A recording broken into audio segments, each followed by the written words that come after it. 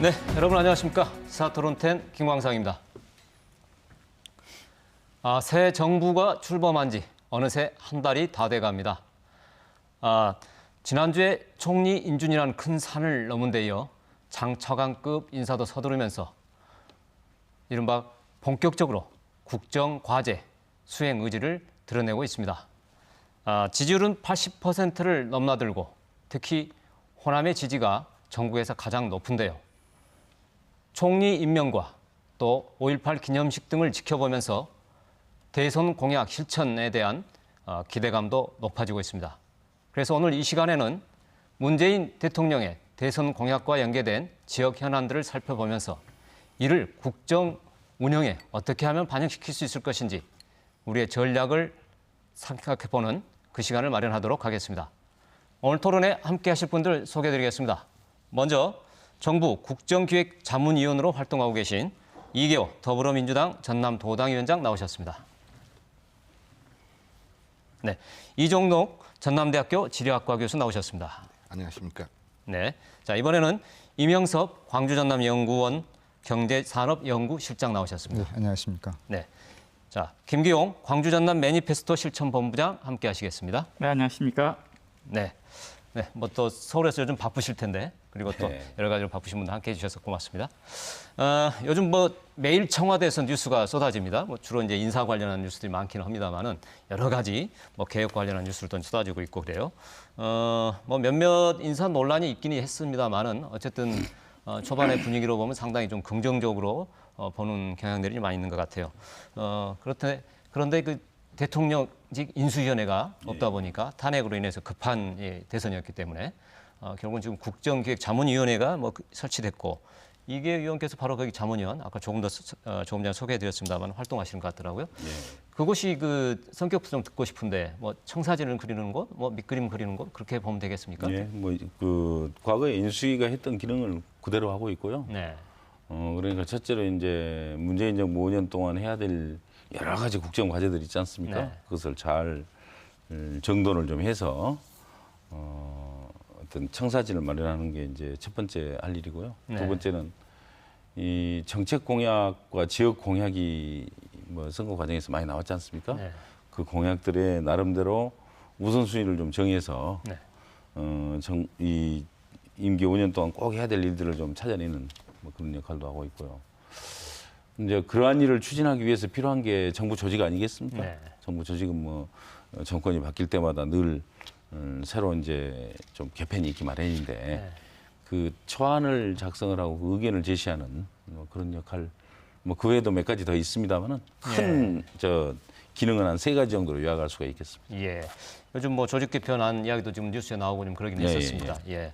어떻게 보면은 지금 마치 사격술의 그 0점을 조정하는 뭐 초기 단계라고 할 수도 있을 것 같긴 해요. 맞아요. 예. 정확한 비유입니다. 예. 그런데 그 아까도 말씀드렸던 것처럼 호남의 지지가 상당히 압도적으로 지금 높습니다. 그런데 뭐 국정 수행 지지도라는 것이 뭐 과거에 여러 대통령들의 사례를 제대로 봤다시피 언제든지 변할 수 있는 뭐 그런 가변성이 있는 것이라 생각이 됩니다. 어떤 국정 철학을 갖고 방향성을 갖고 가느냐, 또 치밀하게 준비를 하느냐, 또 그것을 해낼 만한 능력이 있느냐, 뭐 이런 게 중요할 것 같아요.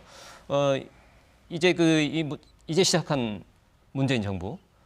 성공한 정부로 자기매김할 수 있을 것인지 이 부분에 대해서부터 한 말씀씩 좀 가능성의 점검을 좀 듣고 가면 좋겠는데 우리 이 교수님부터 한번 부탁드릴까요? 뭐 처음은 뭐 괜찮은 것 같습니다. 네. 지금 문재인 정부가 추진하는 아마 국정의 키워드가 뭐 정의, 그다음에 통합 뭐 이런 거지 않습니까? 뭐 그런 관점에서 본다고 하면 뭐 지금까지는 뭐 나쁘지 않은 것 같고요. 네. 특히 이제 우리 지역 발전과 관련해서 본다고 하면 아마 저는 청신호가 켜졌다고 생각을 합니다. 대략 한 3가지 이유인데요. 네. 첫 번째는 문재인 정부를 뭐 노무현 정부 시즌 2라고 얘기하지 않습니까? 그래서 아마 지역 균형 발전에 대한 의지는 아마 노무현 정부 못지 않을 것이다. 그런 측면에서 좀 지켜볼 필요가 있고요. 예. 특히 우리 지역과 관련해서 보면은 두 번째로 좋은 청사진은 제가 알기로 현직 도지사가 국무총리가 된 것은 이 의원님 처음이시죠? 그렇죠. 아무래도 이낙연 국무총리가 우리 지역 발전에 대한 아마 관심을 계속 견지하고 있을 것이기 때문에 뭐 이것 또한 앞으로 좀 지켜보면 뭐 좋지 않을까 생각을 합니다. 세 번째는 최근 그 정부가 출범하는 과정에서 만들어진 인수위원회가 있었는데 지금 문재인 정부에서 인수위원회는 이제 국정기획자문위원회 우리 의원님이 지금 참여하고 계시는 그 위원회인데 제가 알기로 박근혜 정부, 이명박 정부, 노무현 정부 때도 그 인수위원회에서 그 이 분과위원회 위원장을 맡은 경우가 없었어요. 그런데 이번 아주 다행스럽게도 우리 이계 의원께서 경제분과 이분과의 이 위원장이거든요. 즉 지금 앞으로 5년 동안 문재인 정부의 국정 뭐 이 과제를 쭉 이렇게 선택하는 어떤 그런 중차단 일을 맡고 있기 때문에 아무래도 우리 지역과 관련해서는 모두 청취하게 해줬다면 저는 이렇게 평가하고 싶습니다. 예. 뭐 저 성공 가능성을 지금 뭐 예측하기는 상당히 지금 어려운 상황이기는 하죠. 뭐 아주 초반이기 때문에. 근데 어쨌든 그 국민의당 박지원 위원장 같은 경우는 뭐 7대 악재를 또 뭐 이야기도 하고 이제 그렇습니다. 그래서 성공 가능성을 앞으로 이제 두고 봐야 될 얘기긴 합니다만 우리 임 실장님 지금 상황을 또 어떻게 보시는지 한번 말씀해 주시죠. 네, 뭐 새 정부 출범 초기이기 때문에 뭐 기대와 관심은 그 어느 때보다 높다고 생각합니다. 이번에 출범한 문재인 정부는 어떤 측면에서 보면 시대사적으로 국민들이 뭔가 변화를 원하는 그러한 시기에 출범한 정부이기 때문에 그러한 어떤 국민들의 정서 또 국민들의 의지에 걸맞는 그런 정책 추진과 그런 모습을 보여준다면 뭐 신뢰하는 정부, 나름대로 성공할 수 있는 정부가 되지 않을까 싶습니다.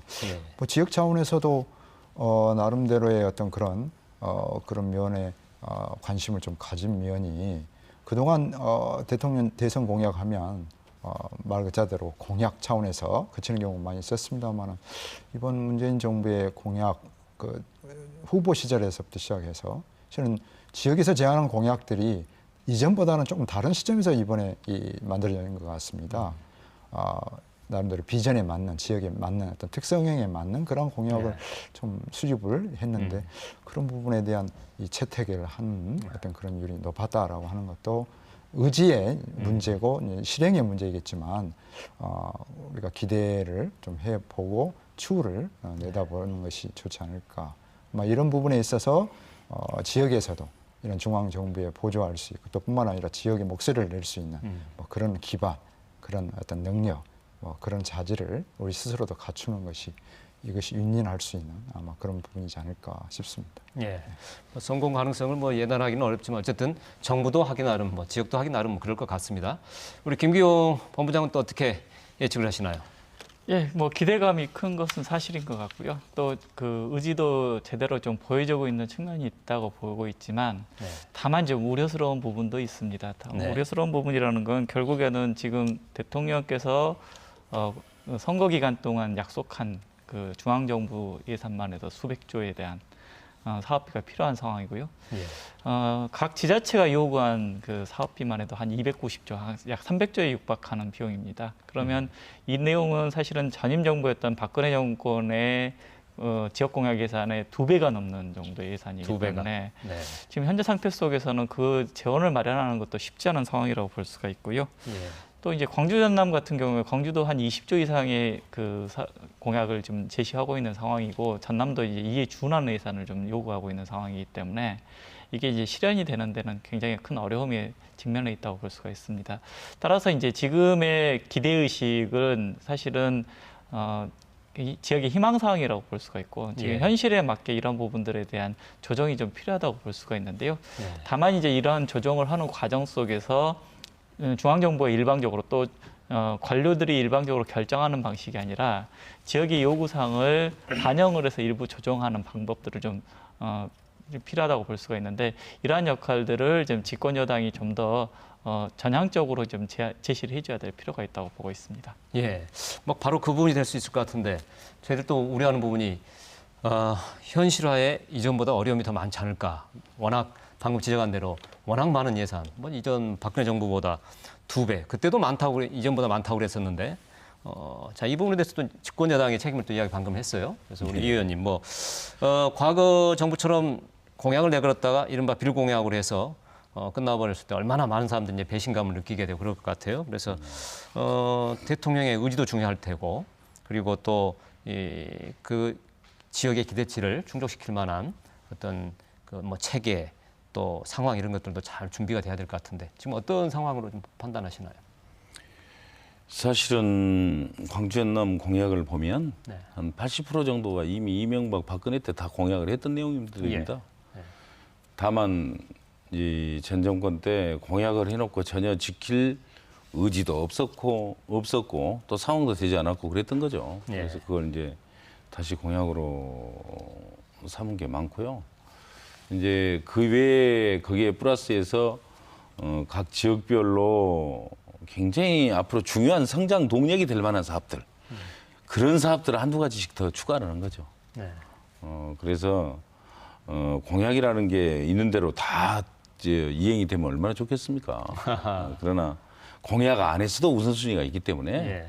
그런 것은 가려가면서 어떠한 사업들이 우리한테 정말 절실하고 어떠한 사업들이 앞으로 우리 지역의 미래를 담보하는데 정말 중요한 이 소위 이 동력이 될 수 있을 것인지 그런 것을 우리 내부에서부터 냉철하게 판단하는 노력이 필요하고 하는 시점이라고 그렇게 보고 있습니다. 이 한 가지만 이제 그와 관련해서 덧붙여서 말씀드리면 저는 문재인 대통령이 적어도 이 광주 연남 지역에 대해서는 다른 지역보다 더 많은 지원과 관심을 분명히 가지고 있다고 믿습니다. 왜 그러냐면 지금 제가 이 국정기획자문위원회가 이제 공약 전반적으로 점검을 하잖아요. 그런데 그 중에서 지역 공약이 집중돼 있는 데가 이제 보통 보면 산자부, 네. 또 국토부, 네. 농림부, 해수부 뭐 이런 부처들이 될 겁니다. 네. 그 부처가 제가 담당하는 부처입니다. 예. 거기에 제가 분과위원장을 맡고 있기 때문에 저는 뭐 물론 문재인 대통령이 저를 직접 지명을 했는지는 모르겠습니다만은 그 제가 경제 2분과 위원장을 맡게 된 것도 그냥 뭐 우연히 어쩌다 보니까 그리 가서 그런 건 아니라고 봅니다. 네. 이 지역에 대한 제가 이 광주 연남 유일한 이제 민주당 여당 의원이니까 어쨌든 관심을 가지고 꼭 지역 문제 꼭 챙겨봐라. 네. 그런 의지가 함께 담겨 있다고 보고 있고요. 네. 그래서 이제 저는 나름대로 굉장히 큰 책임감을 함께 느끼고 있죠. 부담도 스럽기도 하지만. 그러나 이 정권의 입장에서 볼 때는 그러한 의지의 일단을 또 보여준 거 아니냐. 저는 그렇게 그런 부분은 긍정적으로 이해를 하고 싶습니다. 네. 여기서 또 우리 예. 이제 하나 또 우리 살펴봐야 될 것이 예. 아까 우리 의원님 말씀하셨지만 이 지역 공약들이 뭐 우리뿐만 아니고 다른 데도 다 있거든요. 그 지역 공약을 이제 이렇게 쭉 아마 리스트업을 할 것 같습니다. 네. 아마 이제 그런데 그 과정에서 저는 그래도 이번에 좀 괜찮은 게 우리 의원님이 들어가서 직접 그 이제 주무 지금 위원장이거든요. 네.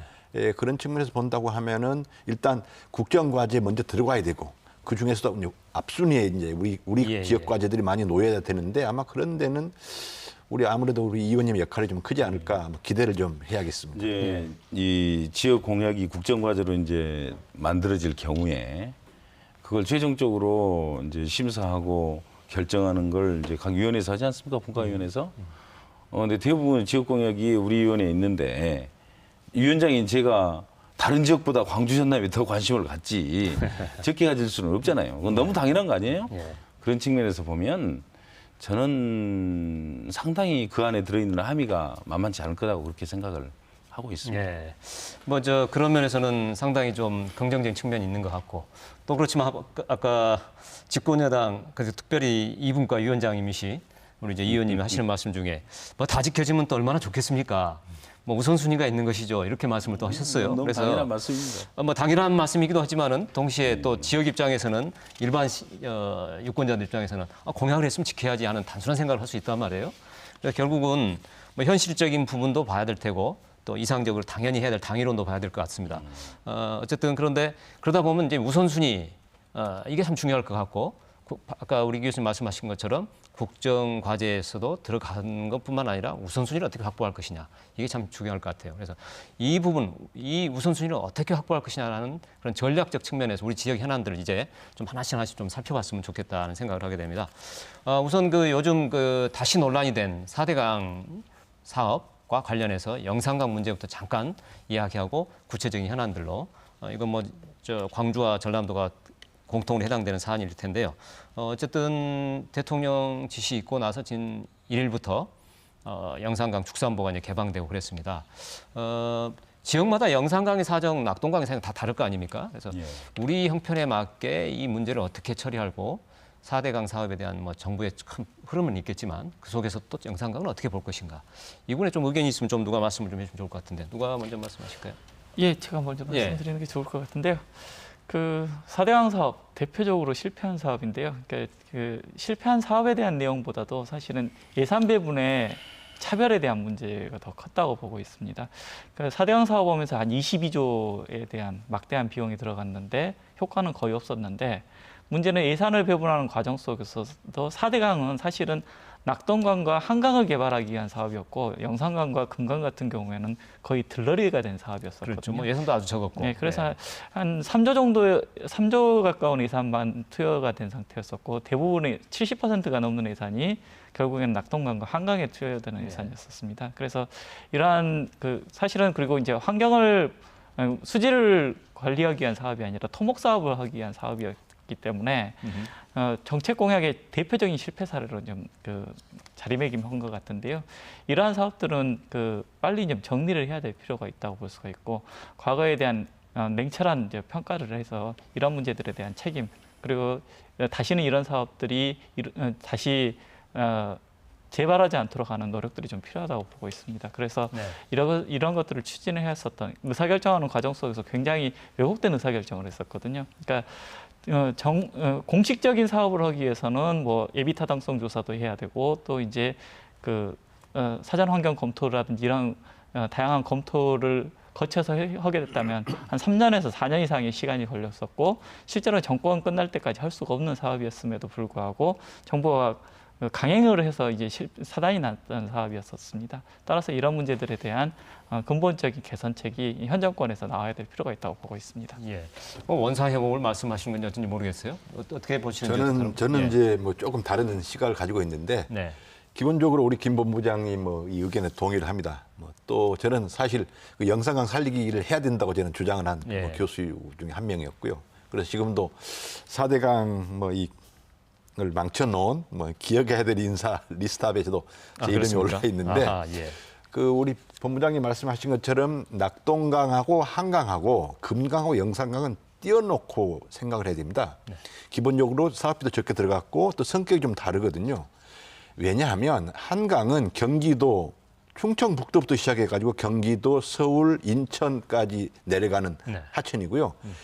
낙동강도 뭐 경북, 경북에서, 대구, 뭐 네. 경남, 부산까지 내려가지 않습니까? 근데 우리 영산강, 금강은 한 지자체입니다. 그렇죠. 네. 그러다 보니까 이명박 정부 때 우선순위에 좀 이제 밀렸고 우리 지역에서 영산강에 사업을 하자고 했던 가장 큰 이유는 아니 이명박 정부가 하천을 정비하고 하천을 개발한다는데 우리 동네가 빠져야 우리는 이번 기회에 흐르지 않는 강 아주 이렇게 준설해야 될 이 강들을 좀 정비하자. 저희들은 그런 차원이었고 그때 지역사회 의견도 뭐 나쁘지 않았습니다. 뭐 이제 그렇게 시작했던 게 영산강 사업인데 물론 그때도 물을 담아 놓으면 녹조 뭐 또 환경 오염 뭐 이런 부분들이 이미 진주부터 나왔던 것이거든요. 예. 그래서 이제 그 원인이 무엇이냐라고 이런 것보다는 4대강에 대한 지금 정책 감사 뭐 이제 어떤 논의가 되고 있는데 이것을 제 생각에는 지금 우리 본부장님 말씀한 것처럼 영산강과 금강 그 나머지 하천하고 좀 떨어져 놓고 봐야 될 것이고 우리는 이 영산강을 어떻게 하면 좀 효율적으로 이용할 것인가 막 그런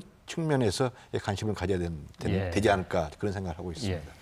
혹시 두 분 중에 이 부분에 대해서 말씀하실 부분이 있으신가요? 예, 네. 임 실장님. 예, 뭐 이런 앞에서 말씀하신 그런 어떤 예산이라든지 또 정부의 어떤 정책 그런 측면도 있지만 아마 이런 4대강에 대한 평가는 이제 향후에 이루어질 거라고 생각합니다만 바로 이 지역의 어떤 여건이나 지역의 특성에 맞는 바로 정책이라고 하는 측면에서는 좀 어긋나는 것이 아니었나. 그 영산강을 수질 관리하기가 다른 그런 강에 비해서 좀 어렵습니다. 영산강이 작기도 하지만 다른 것에 비해서 비근해로 영산강 본류에 해당하는 어떤 그런 부분은 이 광주의 어떤 그런 하수 처리라든지 그런 부분과 직접적으로 연관이 돼 있는데 그런 부분에 해당되는 어떤 그런 구역을 승천보라고 하는 어떤 보가 나름대로의 어떤 그런 것에 어떤 부작용적인 영향도 있었고 한마디로 이야기하면 어떤 지역의 어떤 그런 여건, 지역에 맞는 어떤 그런 적합한 어떤 그러한 정부의 공약이라든지 정책이 이루어지면 바로 그것이 효과가 날 건데 전체적인 측면에서 뭐 어떤 수질이라든지 수질 악화 측면도 있지만 바로 그런 부분을 좀 무시한 어느 정도의 그런 것이 지금 더더욱 이런 영성강의 어떤 수질이라든지 우리 지역 입장에서 봤을 때는 그런 문제가 발생이 되지 않았냐. 그래서 향후에 아마 문재인 정부의 이런 여러 가지 정책도 뭐 이것을 반면 교사로 삼아서 정말 지역의 어떤 그런 특성을 고려 정말 실행할 수 있는 어떤 공약이 되지 않을까 이런 추론해 볼 수 있을 것 같습니다. 뭐 원상 회복부터 또, 지역의 특성에 맞는 조금 또 어떤 절충 이런 것들도 필요할 수 있는 부분도 여지가 있다는 걸 좀 이해를 하면 될 것 같습니다. 혹시 이분은 더 이야기하실 게 없으시면은 그 광주의 핵심 공약은 역시 뭐니 해도 그 친환경 자동차 클러스터 조성 사업. 근데 며칠 전에 또 뉴스를 보니까 뭐 지역 뉴스겠습니다. 저쪽 지역에 보니까 영남 지역에서 울산이던가요? 뭐 그쪽에서 시의회까지 나서가지고 뭐 반대 기자회견을 하고 그러더라고요. 광주에 이 사업이 유치되는 것에 대해서 적극 반대한다. 대대적인 어떤 그 반대 운동에 나서겠다 이런 상황이 됐어요. 박근혜 대통령이 뭐 사실 뭐 자동차 100만 대 이렇게 해서 그 어떤 모태가 됐던 것들도 좀 연결되는 부분이 좀 있었었는데 결국은 뭐 이루어지지 못했고 저희에게는 중요한 사업인데 지역의 이런 반대 다른 지역의 반대를 부구하고 광주가 꼭 이것을 성공시켜야 되겠다 하는 걸 어떻게 설득할 것이냐. 그리고 그런 지역 이기주의를 핑계대서 이게 조절이 안 되니까 우리도 어쩔 수 없다는 그 정부가 이렇게 수세적인 자세로 가지 않도록 어떤 그런 대안을 마련해야 될 것 같은데 이 부분은 또 어떻게 생각하시는지요? 예. 예. 작년에 제가 이제 국회 예결위원회에서 이제 개수조정 소위원이었거든요. 예산 심의를 하면서 광주에서 이제 자동차 100만 대와 관련된 사업 아닙니까? 이게 지금 친환경 자동차 클러스터가 그 사업이 올라와서 예산을 좀 넣어보려고 하니까 이 주무부처인 이제 예산 주무부처인 기재부 관계자들이 아주 결사 반대를 합니다. 예. 뭐 타당성도 떨어지고 뭐 어쩌고저쩌고 뭐 제가 판단은 저는 이제 광주에 이제 어떻게든지 만들어 보려고 하는 사람이니까 제가 보는 견지에서는 말도 안 되는 이유로 들어가면서 뭐 가진 이유로 하여튼 그걸 막더라고요. 이 사업은 근데 놀랍게도 박근혜 때도 이 공약이 있었습니다. 글쎄요. 예. 그런데도 불구하고 그렇게 예산을 안 세우려고 그 발버둥을 쳤거든요. 그와 비교를 해보면 이 지금 정부에서는 어떻게 될까? 우리가 예측을 한번 해봐야죠. 저는 제가 이제 선거 과정에서 그 당시 문재인 후보하고 뭐 여러 번 같이 동행을 하면서 문재인 후보가 어디 가서 예를 들어서 설명을 하는데 광주형 일자리란 말을 굉장히 여러 차례 한 걸 들었습니다.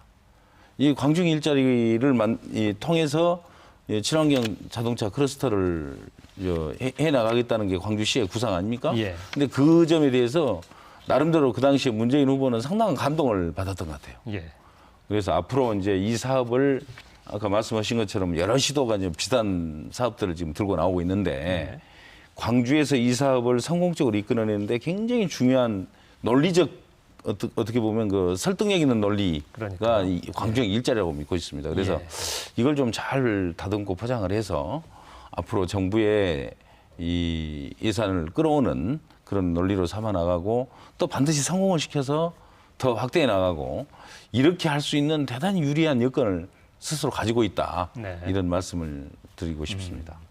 혹시 이 부분에 예, 그 이제 말씀하셨던 것처럼 이제 자동차 산업이 워낙 그 미래형 산업이다 보니까 이제 다른 지자체에서도 다 요구합니다. 그 울산 같은 경우에는 지능형 자동차에 대한 내용, 또 수소 자동차에 대한 내용을 좀 공약으로 요구하고 있는 상황이고요. 그다음 대구도 미래 자동차에 대한 내용들을 요구하고 있고 광주도 이제 요구하고 있는 상황인데요. 그러니까 이제 말씀하셨던 대로 이제 광주형 일자리하고 연계돼 있기 때문에 매우 이제 그 중요한데 그러려면 두 가지가 전제가 돼야 됩니다. 그건 뭐냐면 지방 분권화된 구조가 돼야지, 그러니까 지역에서 스스로 의사결정하는 구조가 돼야지 광주형 일자리가 형성이 되는데요.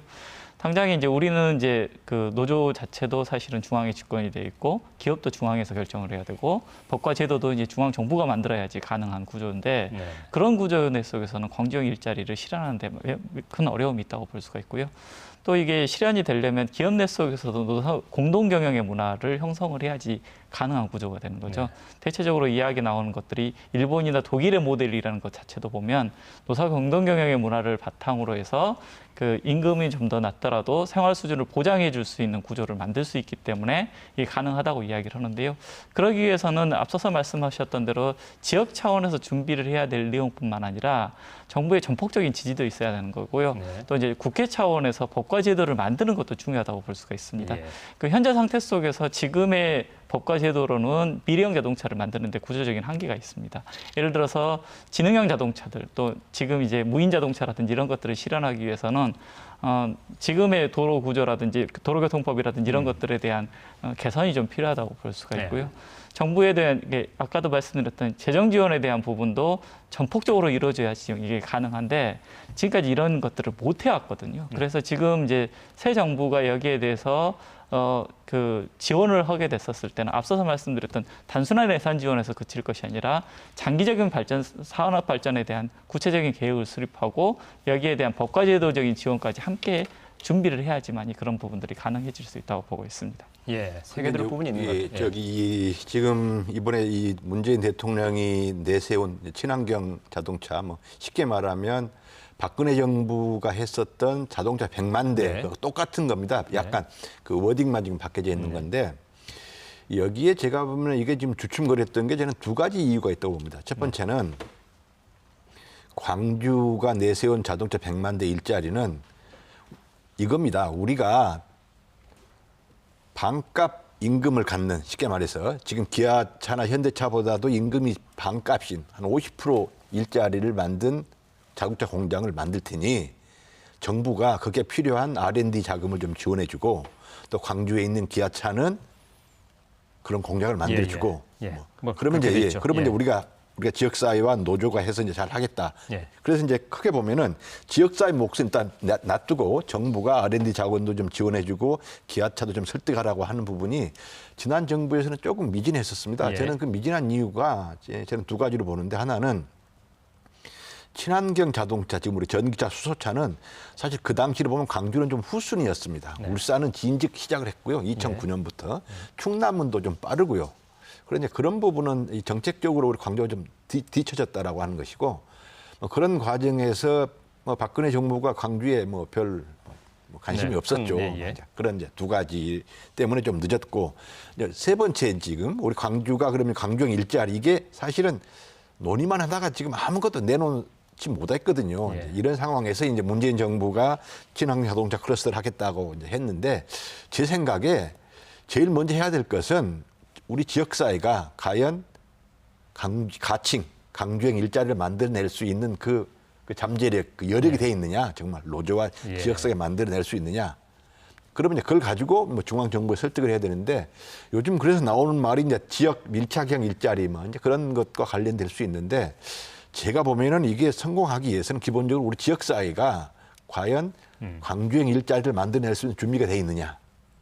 거기서부터 점검해보고 시작을 해야 될 것이다. 그런 면에서 보게 된다면 임 실장님. 더더욱 친환경 자동차가 광주의 사업뿐만 아니라 바로 그것이 이제 국가의 사업으로 더욱더 추진돼야 되는 논리가 나온 것 같습니다. 피그레이로 이 자동차 산업, 광주 주력 산업입니다. 매출액의 지금 한 40%, 저희들이 고용의 한 23% 정도를 차지합니다. 한마디로 이야기하면 자동차 산업 흔들리면 광주 흔들립니다.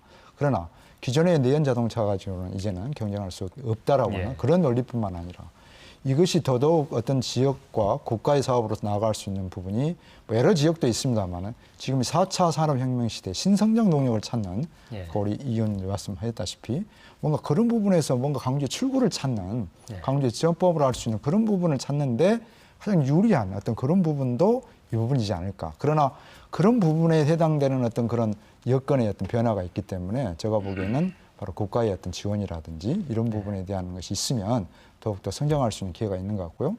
강주형 일자리 모델도 우리 앞에서 여러 분들이 말씀하셨다시피 그런 것이 이루어지기 위해서는 그런 판이 벌어져야 됩니다. 판이 벌어진다는 이야기는 그런 기업들이 많이 있어야죠.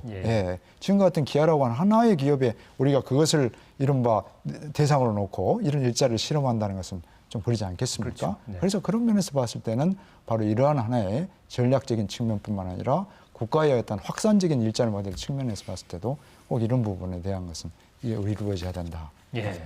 뭐 정리를 대충 해보자면은 뭐 광중 일자리를 가지고 설득의 논리도 중요하게 우리가 만들어야 될 것 같고 지역에서도 준비를 해야 되겠고 또 균형 발전 논리랄까요? 뭐 신성장 동력, 지역에 꼭 필요한 이런 것들을 잘 설명할 수 있도록 논리와 또 지역사회의 힘을 모아야 되지 않을까. 뭐 전략 찾자면 그렇게 될 것 같으네요. 다음 또 하나 좀 시간이 많지 않아서 계속 빠르게 가야 될 것 같으네요. 그 아시아 문화 중심 도시 사업. 이건 뭐 노무현 정부 제2의 노무현 정부 시즌 2라고 아까 이야기도 나왔습니다만은 그때 시작된 이 아시아 문화 전당 사업 같은 경우도 지금 전당장이 직무대리 체제일 정도로 사실 그동안 그 보수 정권 아래서 특별한 지원도 없었습니다. 그래서 아시아 문화 중심 도시 2.0 시대를 이렇게 선언하겠다 하고 문재인 대통령이 공약을 했는데 본궤도를 오를 수 있도록 우리가 할 일은 또 무엇일지 어떤 전략으로 접근해야 될지 이 부분에 대해서 혹시 생각하신 거 있으면 말씀해 주시면 나누겠습니다. 예. 박근혜 정부 때 보면 아예 지원이 없었죠. 네. 지원이 없었고 지원이 없는 정도가 아니고 있는 것까지 다 빼갔습니다. 예. 말하자면 그때 아마 다 기억하실 겁니다. 차은택이라고 있었죠. 국정농단 네네. 주범 중에 하나인 그 사람이 창조문화융합센터인가 뭐 그걸 그렇죠. 만들어가지고 전국적으로 해먹고 다녔잖아요.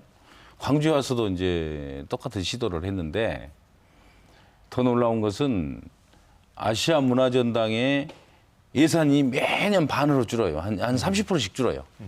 그래가지고 한 3년쯤 지나면 완전히 반토막이 납니다. 이 광주 아문전 네. 예산이 사람도 빼갑니다. 좀 유능한 사람이 있으면 전부 빼다가 그 뭐 창조문화 뭐 이상한 그 센터에다 다 갖다 집어넣어요. 그러다 보니까 이제 전당장까지 없어지는 감독이 그러니까 한동안 아시아 문화전당이 감독이 없는 체제로 운영이 되는 정말 말도 안 되는 그런 운영을 보여왔죠. 그게 이제 이 박근혜 정부 때 완전히 그러니까 빈 껍데기만 남은 겁니다. 네. 이제 제대로 한번 해야죠. 네. 다행히 그 아시아 문화 중심 도시 뭐 2.0 시대 해가지고 아시아 문화전당을 정말 아시아 문화 창달의 허브로 삼겠다는 그런 공약을 했지 않습니까? 네. 광주에서부터 이제 정말 길을 쓰고 달라들여야 된다고 생각을 합니다.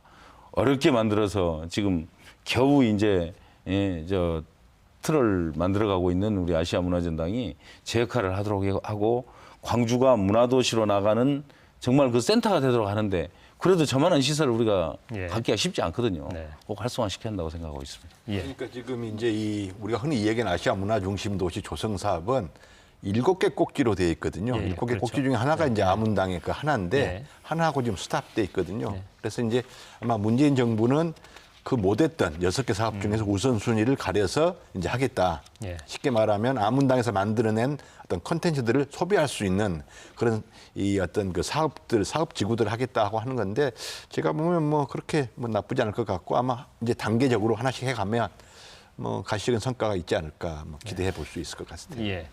뭐 이걸 활성화시키기 위한 우리의 지역의 전략 뭐 이런 것들 이야기하는데 혹시 덧붙이실 말씀 있으시면은? 예, 지금 일단 전제부터 말씀드리자면 그 전임 정부가 그 구호로서 제시했던 게 가장 좀 합리적인 부분 이런 부분입니다. 21세기는 문화융성의 시대이다.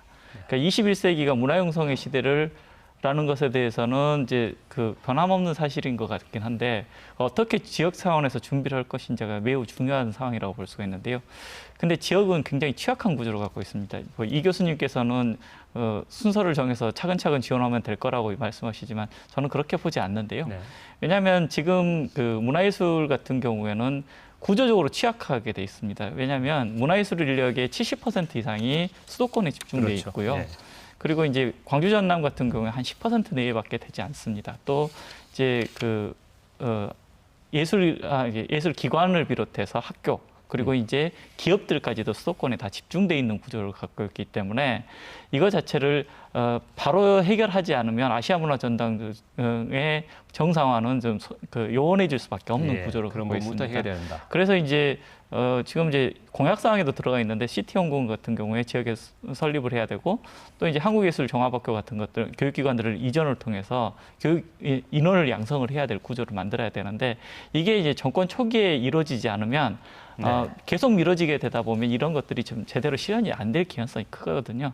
예. 따라서 이제 아시아 문화전당을 기반으로 해서 문화융성 시대를 이끌어내기 위해서는 정부의 정폭적인 지지가 필요하다고 볼 수가 있고요. 예. 이게 이제 근거가 있는 사업이었었기 때문에 이 근거가 있는 사업을 정상화하는 과정입니다. 그렇기 때문에 이러한 부분들에 대해서는 현 정부에서 초기 단계 속에서 적극적인 지원을 해야 될 필요가 있다고 보고 있습니다. 예. 정권 초기에 집중적으로 좀 할 필요가 있다. 이 말씀 좀 네요. 예. 이 교수님도 말씀했다시피 뭐 이 아시아 문화중심 도시 사업 많이 있습니다. 근데 저희들이 아시아 문화전당이라고 하는 그런 큰 임팩트를 줄 수 있는 사업인데 제가 보기에는 이 광주 자체가 문화예술 도시, 또 광주 시민이 정말 문화예술이 깃든 문화예술이 내재되어 있는 어떤 그러한 부분에 대한 어떤 시민들이 되어야 네. 다른 지역에 온 사람들도 또 다른 여기에 느끼는 어떤 그 문화예술을 느끼지 않을까. 문화전당에 있는 그 프로그램 하나를 보고 강주가 정말 문화예술 도시구나 아마 그것은 조금 저희들이 잘못된 생각이지 않나 싶습니다. 예. 그런 면에서 봤을 때 아시아 문화전당의 사업 외에 대표적인 게 7대 문화권 사업입니다. 강주가 7대 구역으로 나눠져 있습니다. 다 걸려 있죠. 그렇기 때문에 그런 부분에 대한 사업을 바로 대표적으로 이전 정부가 하지 못한 법적인 정비라든가 이런 제도적인 국가의 지원이 예. 아마 지금부터 이루어져야 할 대표적인 사업이 아마 이런 부분이지 않을까. 예. 그렇게 되었을 때 지금은 미약하고 지금은 여러 가지에 갖춰짐이 많이 있지는 않지만 바로 저력이라고 하는 것이 나타낼 수 있는 아마 중요한 부분이지 않을까 싶어서 예. 이런 공약은 꼭 지켜져야 한다고 생각합니다. 정부 차원도 그렇고 또 이제 지역에서도 우리 스스로 어떤 준비도 많이 필요할 것 같습니다. 이 부분하고 조금 연결되는 이야기일 수도 있고 지금 새 정부 들어서 공약과 관련해서 좀 기대감이 커지는 게 지금 광주역입니다. 문화와 연결하다 보면 뭐 여기에 뭐 아시아 문화의 관문으로 만들겠다 뭐 이런 공약을 하고 뭐 청춘시장 조성, 도시명 공업 뭐 이런 등등을 이야기를 했어요. 근데 그동안에 그 이른바 존폐 위기에 몰렸던 광주역을 이렇게 어떻게 보면 회생하고 살리는 그런 쪽의 이제 방향으로 좀 보여지는데 뭐 대구와 광주를 잇는 이른바 달빛 고속철도 이렇게도 이야기도 나오고요. 이 부분은 또 우리가 어떻게 현실화시켜 나가야 될 것인지 이 부분에 대한 어떤 우리의 전략은 무엇이어야 되는지 이 부분 조금 누가 이야기를 해주면 좋겠네요. 저는 예. 그 달빛 고속철의 사업은 대표적으로 실현이 불가능한 공약이라고 보고 있습니다. 예. 그러니까 왜냐하면 이 사업비가 한 5조 이상이 들어가게 되는데요.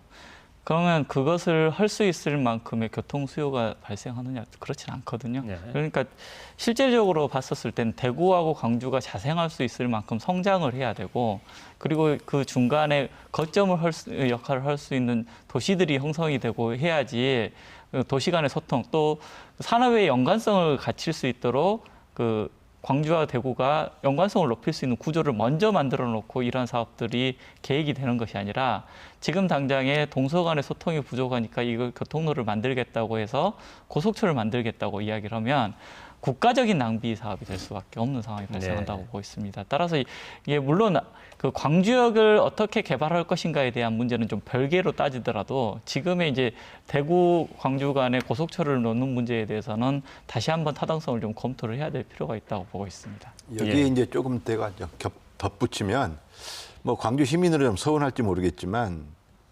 광주역을 활성화시키고 재생하면 좋죠. 돈만 있으면 몇 개를 못 하겠습니까? 그런데 지금 우리 송정역도 아직 지금 활성화가 안 돼 있는 상황이거든요. 즉 한 도시의 한 역을 좀 크게 키우는 그런 전략들이 필요한데 그렇게 되면 이제 2개가 될 것 같고요.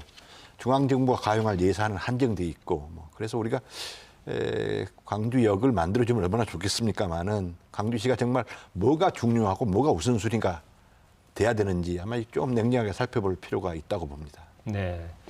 다른 분들은 어떻게?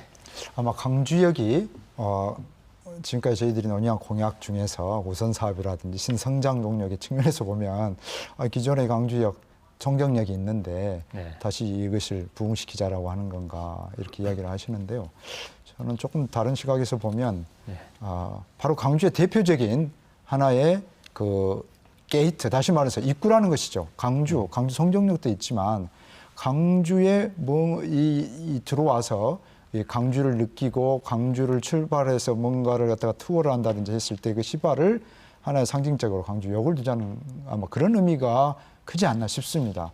그래서 그런 부분에 대한 어떤 기존의 상권 부활도 있지만은 이러한 부분이 예를 들어서 이 국제 소남권의 하나의 중심이 돼서 이것이 대구까지도 영남까지도 연결이 되고 또 강주도 단절이 되어 있습니다. 다시 말해서 어떤 금방 아시아 문화중심 도시도 이야기했지만 문화의 전당이라든지 또 다른 지역하고의 어떤 그런 연계라든지 그런 부분이 상당히 좀 지금 단절이 되어 있거든요. 예. 그런 면에서 봤을 때 강주 얘기라고 하는 것이 기점을 역할을 하게 되면 예. 연계할 수 있는 아마 그런 또 의미의 새로운 예. 어떤 강주의 창조라고 볼까요? 아마 그런 부분에서 조금은 네. 어떤 그런 부분에서 뒤처질지 모를지라도 의미를 두면 예. 새로운 어떤 강주의 모습을 찾지 않을까 싶습니다. 말씀 정리해 보면 나름의 필요성은 있다고 지금 말씀하시고 이제 두 분 같은 경우는 좀 우선순위로나 현실성으로 봤을 때 좀 문제가 있다 이런 쪽의 이야기이신데 일단 이 부분은 좀 우리 내부부터 좀 정리가 좀 될 필요가 있다는 생각이 좀 드네요. 그래서 그러니까 광주역의 활용 방안에 대한 구체적인 대안이 없습니다. 그러니까 이게 문제가 뭐냐면 철도공사가 그 부지를 그냥 넘겨줄 수도 없는 상황이기 때문에 그럼 철도공사의 그 수익을 보장해 줄 수 있는 방법이 없는 상황이고요. 예. 또 앞서서 말씀드렸다시피 광주 대구 간의 고속철도 같은 경우 5조 이상의 비용이 들어가는데 그 비용을 대서 그만큼 네, 알겠습니다. 급한 사업인가에 대한 것은 근본적인 회의가 있는 예. 거죠. 그래서 그래서 지역 차원에서도 사실은 광주역 활용 방안에 대한 대안들 합의된 대안이 없으니까 그러니까, 예. 그런 상황 속에서 다시 이런 공약을 추진하는 것은 좀 무리가 있다고 보고 예. 있습니다. 일단 필요성도 말씀하셨지만 어쨌든 내부적인 정리부터 좀 있어야 될 것 같은 생각이 좀 들어요. 뭐 전남 공약을 조금 잠깐 다루고 정리를 해야 될 것 같은데요. 전남 공약으로는 역시 뭐 대표적인 것이 에너지밸리, 에너지 신산업 뭐 이게 아닙니까? 예. 그런데 이게 뭐 시간이 좀 많이 걸릴 산업일 수 있다고 생각이 드는데 공약이라 생각이 드는데 임기 내에 어떻게 하면 좀 가시적인 성과를 구체적인 성과를 이끌어낼 수 있을까? 이 부분에 우리는 어떤 전략을 좀 세우는 게 좋을까? 이 부분을 좀 이야기를 해주면 좋겠어요. 이 사업도 전 정권 공약이 그대로 이제 문재인 정부로 내려온 건데요. 이 전 정부 때 아무것도 된 게 없었죠. 실제로. 지금 한전이 나주 혁신도시에 입지하게 된 것도 참여정부 때 결정한 거 아니에요? 예. 그런 측면에서 보면 뭐 전혀 에너지밸리 공약만 해놓고 뭐 5년 동안 허송세월 했던 거죠.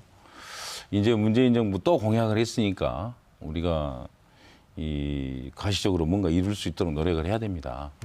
에너지 산업이라는 게 이제 이 21세기 아주 중요한 성장 동력이 될 만한 먹거리라는 거 아닙니까? 그런 측면에서 에너지밸리에 아주 야심찬 지금 사업 계획들이 포함이 돼 있잖아요. 그래서 그 뒷받침을 잘해야 되고요. 우선 당장이 중요한 게 이제 관련된 법 체계를 좀 마련하는 거. 그게 제일 필요합니다. 한전이 전기사업법을 개정을 해가지고 한전이 이 에너지밸리 제반 사업에 직접 투자하고 직접 참여하고 그렇게 해서 에너지밸리 전반을 이끌어갈 수 있도록 그렇게 좀 촉구를 하는 의미가 있거든요. 법 체계를 정비하는 게. 그게 첫째 중요하고요. 이 연구개발 특구 같은 걸 지정을 해가지고 그 지역에서 정말 각종 연구나 또 이 그에 따르는 투자들이 활기차게 일어날 수 있도록 또 뒷받침하는 것도 같이 필요하다고 생각합니다. 무엇보다 중요한 것은 우리 지역민들이 관심입니다. 관심을 가지고 이 지역에 그러한 에너지밸리가 이 차질 없이 그런 사업들이 진행이 되고 또 그렇게 해서 소기의 성과를 거둘 수 있도록 응원하고 관심을 갖고 촉구하고 뭐 그런 노력들이 같이 병행이 되면 지금 어느 때보다도 여건이 좋다고 생각합니다. 왜 그러냐면 여러 가지 신성장 동력과 관련된 사업들이 아까 뭐 자동차 같은 경우는 뭐 대구도 하고 울산도 하고 대전도 뭐 비슷한 또 전장 산업을 내놓고 있고 그러지 않습니까? 그러나 에너지 관계는 오직 지금 실질적으로 호남만 지금 이렇게 광주 전남만 얘기를 하고 있거든요. 그래서 그런 측면에서 조금 더 노력하면 충분한 이 성과를 거둘 수 있는 그런 여건은 갖추고 있다. 함께 노력하자 그런 말씀 같이 드리겠습니다. 이 의원님 말씀에 한 가지 더 덧붙이면 우리 한국전력은 대한민국에서 1위 기업입니다. 기업 규모로 세계적으로도 큰 삼성전자보다 규모죠. 삼성전자보다 높거든요. 삼성전자는 2위고.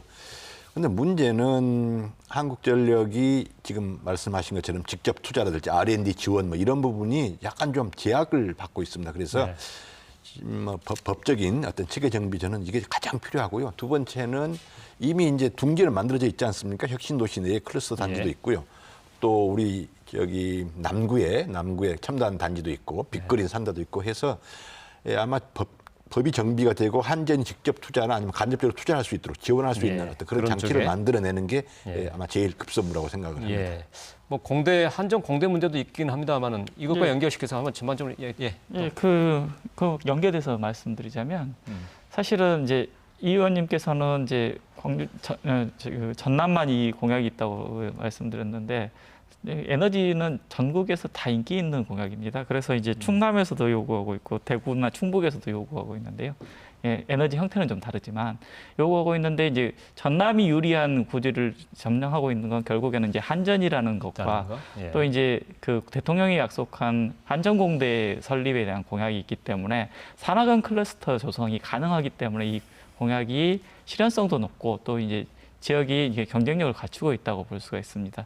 따라서 지금 이 산화경 클러스터를 고도화 시켜내기 위해서는 더 많은 이제 에너지 관련 기업들을 좀 유치를 해야 될 필요가 있는데요.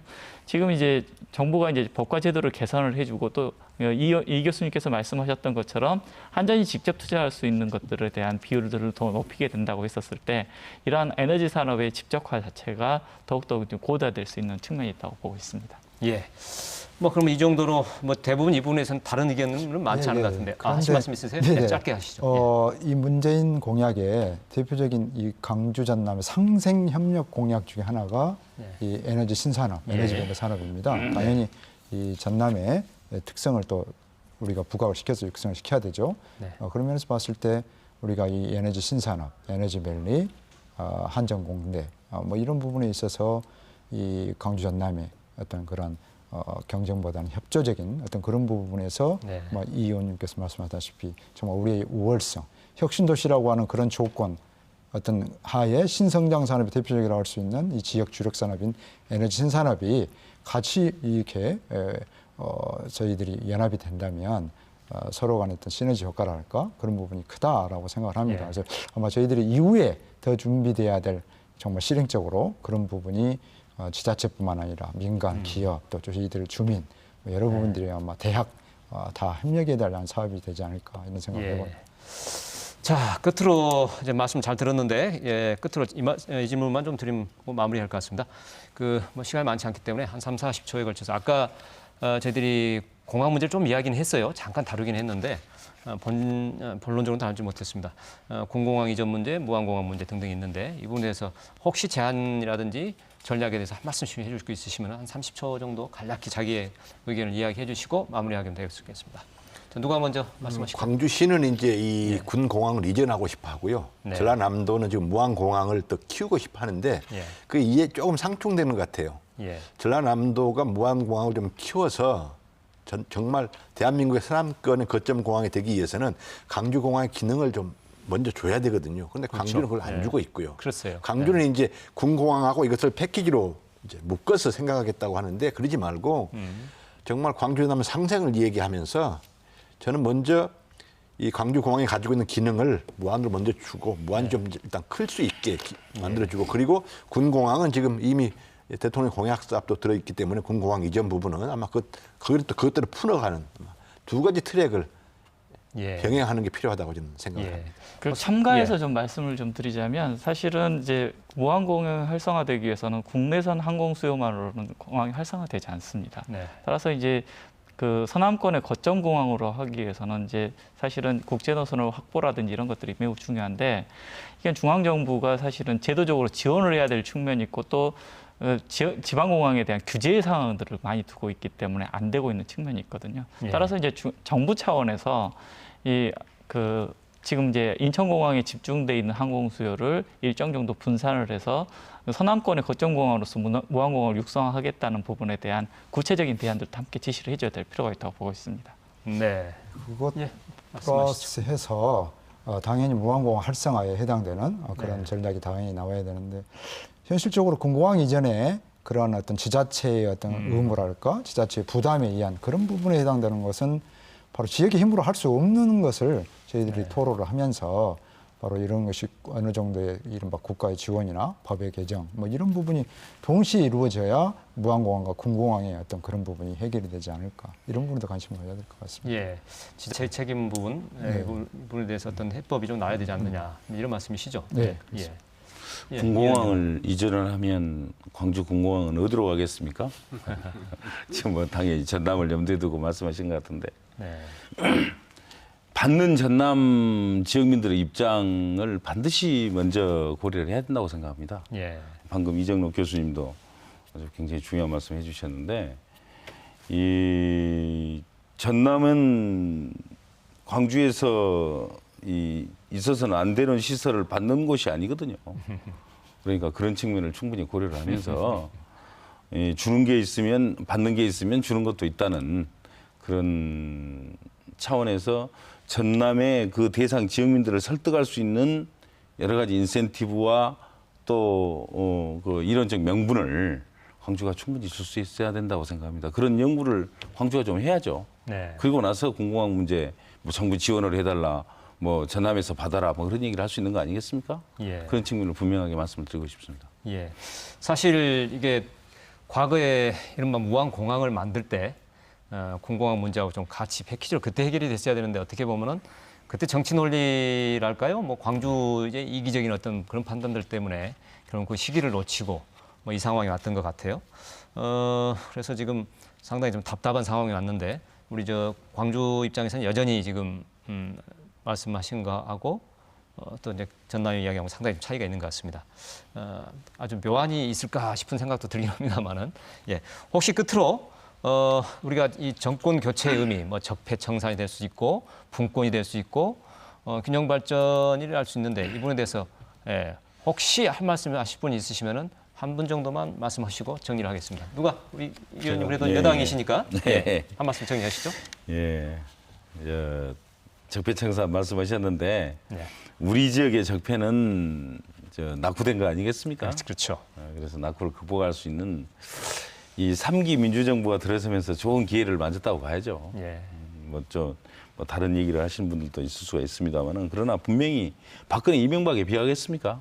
이 좋은 기회 활용해서 반드시 지역 발전에 어떤 큰 이 계기를 만들 수 있었으면 하는 바람을 갖고 있고요. 저희들 알겠습니다. 열심히 노력하겠습니다. 많은 네. 성원 부탁드리겠습니다. 예.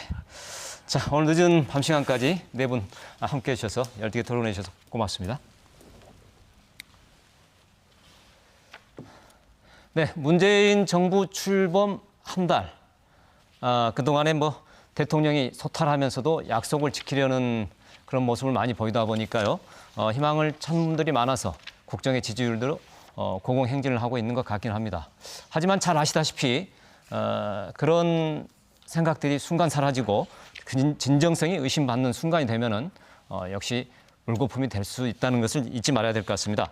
오랜 고민 끝에 다시 한번 자신을 선택한 호남이 바라는 나라다운 나라, 또 어떻게 보면은 국가의 대표적인 혁체를 할 수 있는 적폐라고 할 수 있는 불균형, 차별, 이것을 청산하는 일에 대통령이 신명을 다해주기를, 그리고 또 우리 지역사회는 이것을 위해서 함께 지혜와 힘을 모으기를 기대해 봅니다.